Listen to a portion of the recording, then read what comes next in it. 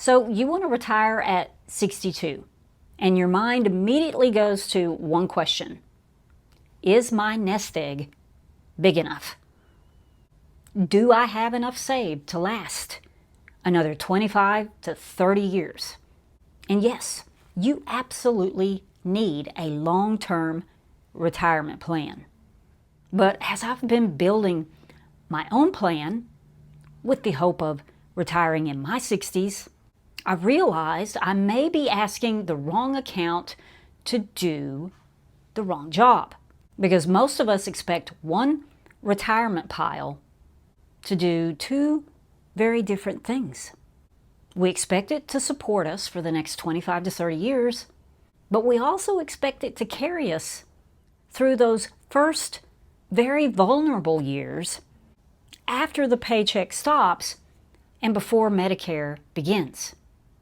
And those are both important jobs. But what if they shouldn't be handled by the same money? What if separating those first few years, what if that could help you delay Social Security, protect your investments during a bad market, or possibly even manage your health care costs? Because I've found a missing piece that most of us are completely overlooking. And without it, those first few years of retirement, well, they can feel like walking a tightrope without a net. And in this video, I'm going to show you what it is and how much you may need and how to build it. Okay, number one, the first few years of retirement are different. Now, you may already have a large retirement account. You may have enough saved to retire at 62.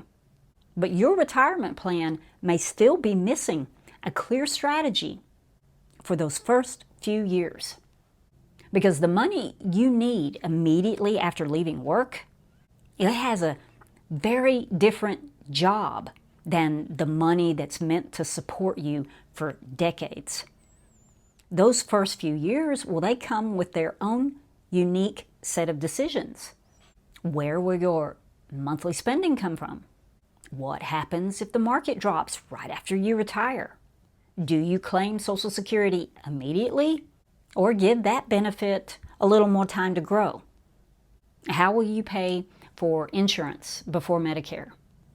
And how will the income that you create during those first few years affect your taxes and your health insurance costs? You may have enough money overall, but if all of it is sitting in one retirement bucket with no clear plan for which dollars get used first, those early years can still force you to make decisions you don't want to make. And that's why I believe that the beginning of retirement, well, it deserves its own job description and its own designated source of money. Your long-term investments, they have to support the decades ahead. But the money that gets you through the first few years, it needs to be stable, accessible, and ready when your paycheck stops. Okay, my second point is the missing retirement fund. That designated source of money is what I call the bridge fund. It's money assigned one specific job. It's helping you get from the day you stop working to the day you start Medicare. Let's say that you want to cover 3 years from the age of 62 to 65. That's it. Not forever, just 3 years. And this isn't simply an idea that I'm talking about. It's how I'm building my own retirement plan. Now, I'm not expecting one big retirement account to perform every job equally well. I want a separate pool of money with one very clear purpose: to help me leave work before Medicare without immediately forcing every other part of my retirement plan into action.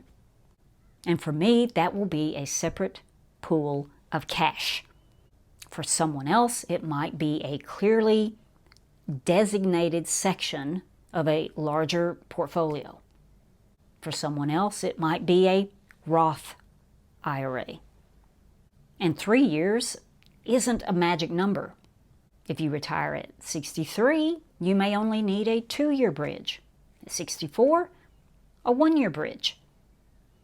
If you want to retire at 62 and delay Social Security, you may want a longer bridge, a more robust one. Now, your bridge should be based on 4 things: when you want to stop working, when Medicare begins, when you want to claim Social Security, and what other dependable income you can expect during that period. But before we do the math, there is a specific trap that people fall into. The biggest mistake isn't how you spend this fund, it's where you keep it. I'll share with you where I'm keeping mine in a bit. Point 3 is why this changes everything.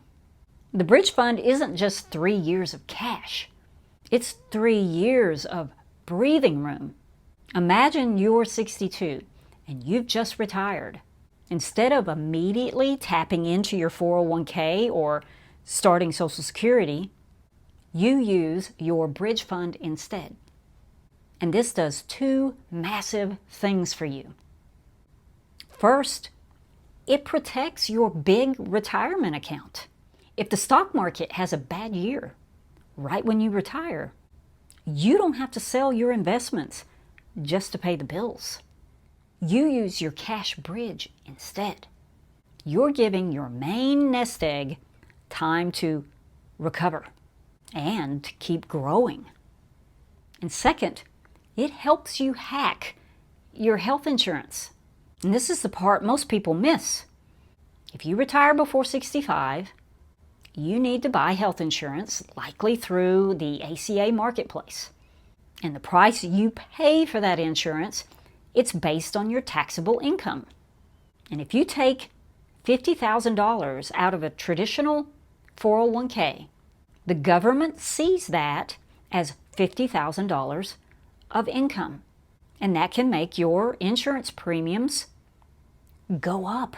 But if you spend $50,000 from a cash account, like your savings, your bridge fund, that usually and almost always does not count as income on your tax return. And by living off your bridge fund, you can keep your income significantly low. And this can qualify you for significant subsidies that can save you hundreds, even thousands, every single month on health insurance until Medicare kicks in at 65. The bridge fund doesn't just replace your paycheck. It buys you time, it protects your investments, it looks like invisible income, and keeps your insurance premiums under control. It's the secret weapon for retiring early before Medicare. Now, my 4th point is, how much do you need? How much money belongs in a bridge fund? Now, start with your expected monthly expenses during those first few years of retirement. Now, I say your expected expenses, not necessarily what you're spending today. What you realistically expect to spend the day after you leave work. And don't forget the health insurance, the out-of-pocket medical costs, and taxes. And then subtract any dependable income that you expect during those years. And that might include a pension or rental income, part-time income, or some other predictable source of money. But be conservative. Don't build your plan around income you merely hope will show up. And after you've subtracted that out from the expenses, well, that's your monthly gap. Then multiply that gap by the number of months that you want to cover. Let's say you expect your retirement expenses to be $3,500 a month, but you expect $1,000 a month from part-time work or some other dependable source of income. So your bridge doesn't need to replace the entire $3,500. It just needs to cover the $2,500 gap. Now let's multiply $2,500 by 36 months, and your 3-year bridge would be $90,000. And yeah, I know that's still a substantial amount of money. I'm not pretending it's not. But it feels a lot different from saying, I need $1 million to retire at 62. And if you can reduce your expenses before retirement, then you can get that amount down even lower. Let's say you find a way where you can comfortably live with $300 less each month. Reducing your monthly gap by $300, well, that lowers your bridge fund by almost $11,000. That's why knowing your real retirement spending matters so much. Every permanent reduction in monthly expenses reduces the amount of bridge money that you need. The goal is to create a realistic target and keep refining it. Okay, point 5 is, how do you build it? You don't necessarily build a bridge fund all at once. I mean, you might be able to. I know for me, it meant creating a separate account in my savings and contributing to it every chance I get. Maybe you can direct all of your future raises, bonuses, tax refunds, or every side income dollar that you make. Maybe you can direct all of that into it. You may decide that money earned from a part-time business or other additional work has one specific purpose: buying back your first few years of retirement. And this doesn't mean that you should stop contributing to your retirement accounts and put everything into cash. Your long-term retirement still needs long-term investments. The goal is to build both parts of the plan together. Long-term money for the decades ahead and short-term money for the transition. And because the bridge fund has a short-term job to do, you don't need to treat it like long-term money. You don't want this money riding the roller coaster of the stock market right when you need to pay your bills. Now for me, I'm keeping mine in a high-yield savings account. Now for you, if you have more years ahead of you, maybe you want to build a CD ladder if the CD rates make sense. The point isn't to try and squeeze every single percentage point of growth out of this money. It's nice, but the goal is stability. You need to know that the money will be there exactly as you calculated it when your paychecks stop. Okay, my 6th point is that the bridge fund doesn't replace your retirement plan. And I know I've mentioned this a couple of times already, but I want to stress this. The bridge fund doesn't fix an underfunded retirement by itself. You still need to know whether your Social Security, investments, and other income can support you the decades ahead. But the bridge fund may solve the specific problem that many Gen Xers think they're going to have to work longer than they want to, and it's the way to get you from your last paycheck to Medicare without immediately putting pressure on your long-term nest egg. The important thing is to stop treating those first few years of retirement as something that you'll figure out after you quit. Build that transition into the plan now. So maybe Gen X doesn't only have a savings problem. Maybe we also have a planning problem. We've been trying to solve retirement with one big pile of money, when actually retirement may work better with smaller, clearly defined jobs. One bridge to Medicare, one bridge to a larger Social Security check, one bridge through a difficult market if necessary, one crossing at a time.